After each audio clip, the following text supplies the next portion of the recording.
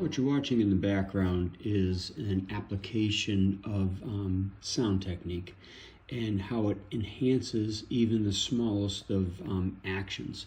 Now, as I'm applying this Tuite, I'm also applying sound work. Now, the sound work vibrates the inner ear in a certain way that projects more energy into the body, or actually weakens the body, so more energy is allowed to absorb from the sensory nerves up into the brain and shock the brain in a much more dramatic effect.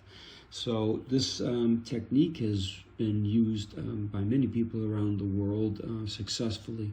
But again, it's not the technique itself. Everybody can do that palm twisting action. It's in several different jiu-jitsu styles and other martial arts, but it's the interjection of the sound, and that's what we're going to be covering for the next few weeks on the Kyusho Friday road trips and the extended sections, as well as Patreon and the Platinum subscriptions. So come on over.